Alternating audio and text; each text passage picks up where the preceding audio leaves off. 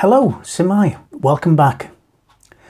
Well, as the COVID-19 virus goes ripping its way around the world, people of a certain age here in the UK have been told to stay indoors, to self-isolate, keep people at arm's length and not go out into the public.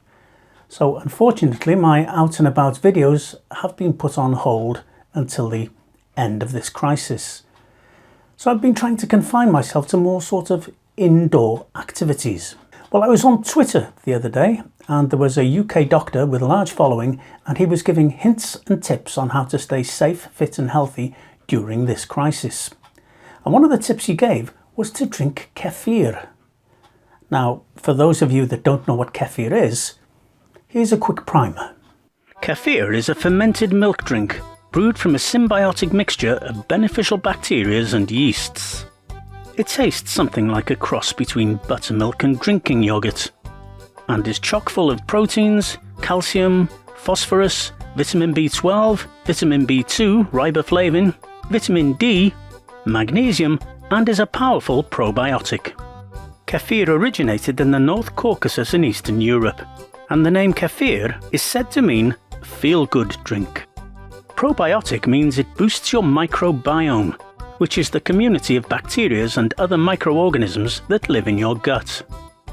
Kefir inhibits the growth of harmful gut infections such as Salmonella, Helicobacter pylori, and E. coli. Scientists are only now realizing the importance of the microbiome for everything from vitamin production to immunity and even mental health.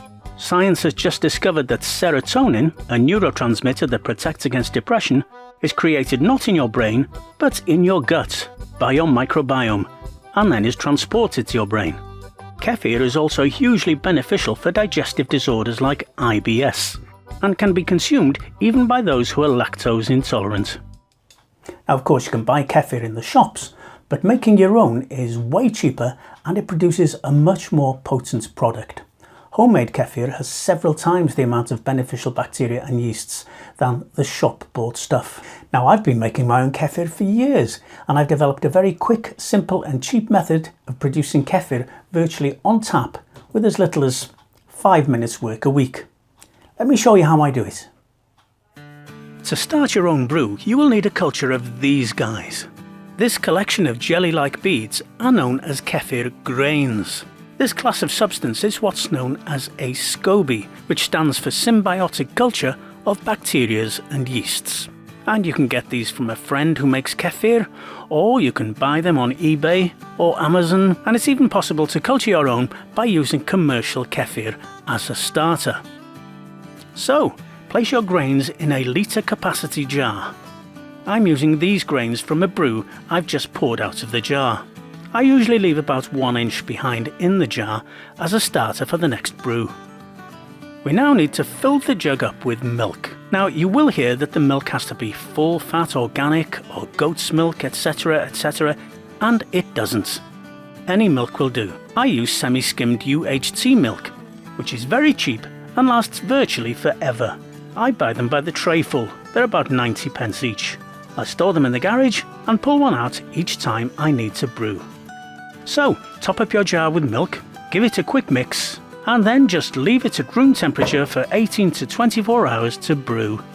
Oh, and if you have a screw lid on the jar, just crack it open because this stuff does fizz as it brews.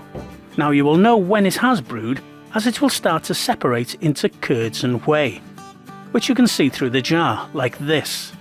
Now once you see this, pop the jar in the fridge to stop the brewing and store the kefir until you're ready to process it.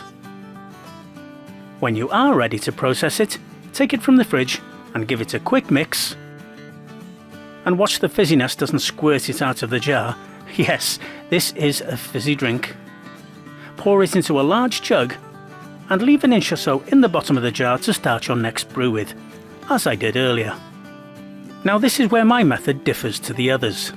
The traditional method is to get a sieve or a filter, and then you have to filter off the grains of solid kefir, and you give them away or throw them away and drink the liquid. Now not only is this a lot of faffing around, it's also hugely wasteful, as you're throwing away about half your brew. So instead, I just convert the solid kefir into liquid kefir, with one of these, a handheld blender. Not only does this let you keep all of your brew, it also produces a lovely thick creamy drink. When it's whizzed, just store it in a container of your choice. I use this old juice carton and keep it in the fridge to consume whenever you want. And from here, it's simply a case of rinse and repeat, brewing your next batch as you consume this one. So there you go, that's how easy it is to make kefir. It is a bit of an acquired taste, but once you've acquired that taste, it's quite addictive. Cheers. See you next time.